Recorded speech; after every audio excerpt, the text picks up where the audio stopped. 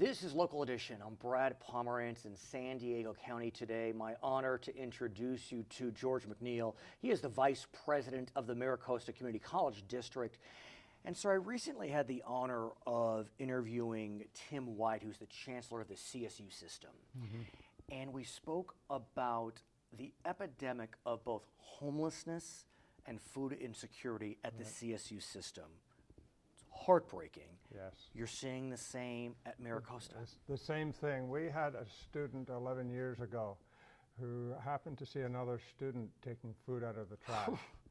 And based on that student's observation, we started a food pantry. And we have an ongoing food pantry at the school, all 3 sites. And it's all volunteers. We have one staff person who has a part-time job overseeing it. But unfortunately, this year, we've given out food to twice as many students as we have in previous years. It's an ongoing problem. So it looks like you feed about 200 students per semester, but now it's doubling? It's close to 500 this semester, and we're not finished yet.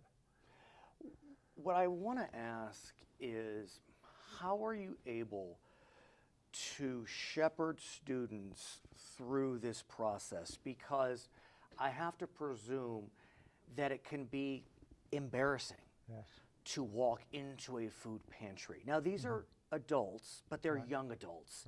And so they're still aware and insecure about how they're perceived. And so do you have, or tell me, how do you handle that? We have a lot of signs up. We have a lot of information out there. But you're absolutely correct. It's difficult for some of the students to come in.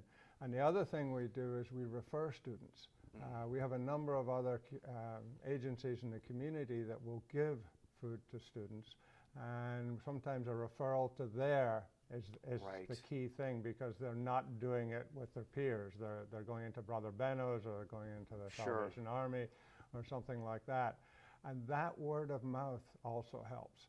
Because one student goes to Brother Benno's and knows another student has food insecurity, and that student also then goes to Brother Benno's. Now, I was speaking with one of your colleagues, and she had mentioned that she knew someone who was an employee of the college who at times has faced both homelessness and food insecurity. Is the pantry open for those that are part of the MiraCosta community generally? Yes. It is. Yeah, it is. We have to. Right. When you look at it from a student standpoint, if a student's hungry and doesn't have enough food, they're also going to not have textbooks. They're also going to be, it's difficult for them to get into school because transportation's a problem. An excellent segue, sir, if I may, because we are going to be speaking about textbooks, and I'd like to speak about that. Here's what I've learned. While during the recession, community college in California, the cost went up from $26 a unit to $46 a unit in a matter of a year and a half. It's still a great bargain, about $1,000 a year. And oftentimes you can get waivers. But here's the challenge. Books can be $1,000 a semester. And so help us through that challenge. Okay. One of the things that you hear on a national scale is schools should be free, particularly community colleges should be free. It's really not an issue for community colleges. 75% of our students don't pay tuition. But what they do pay is an average of about $600 per year for books. And if they're freshmen, it's a little higher than that. Why is that? Why is the cost of books the way it is? No, but why is it more expensive for freshmen? Is it just their books are more intensive? They are more intensive. I understand. Yeah. But what about, sir, digital books? I mean, we're working along that line. We just got a grant at the school, a $50,000 grant to transfer 50 of our main courses into some level of digital courses. But then the digital device, it can be $1,000 or $2,000. But are there grants for that or any type of program to push that along? Yeah, we have that as well. It's a difficult situation because you have such a wide range of courses. The textbooks in some cases are relatively cheap, and in other cases are very, very expensive. And I know that you're looking to push, you want to convert, as you said, 50 core classes to low or no-cost textbooks within the next few years. But here's the challenge. you know, it's kind of the situation, we love our congressman, but we don't love Congress. We love our textbook, but we don't like the textbook industry. But look, people are writing textbooks and they need to make a living. And so, you know, I'm concerned that the pressure to bring costs down, while appropriate, can all of a sudden create a spiral where we don't have the textbooks that we need. Right. One of the things, if you compare the K-12 system to the college system, you're looking textbook-wise at two different systems. In K-12, the school buys all the textbooks. Right. All of the students who are in Algebra 1 have the same textbook. That's not true in college. Right. The college textbooks are determined by the professors, not by the department. And you buy them, the school doesn't buy them, the individuals buy them, and they rent them and they loan them out and they, you know, they transfer them and so forth. But if the college was taking a look at buying groups of textbooks, but the problem is the initial cost. This would not affect the writer of the textbook, but the school doesn't have the money to buy it. But at least they can do kind of a bulk buy and create economies of scale.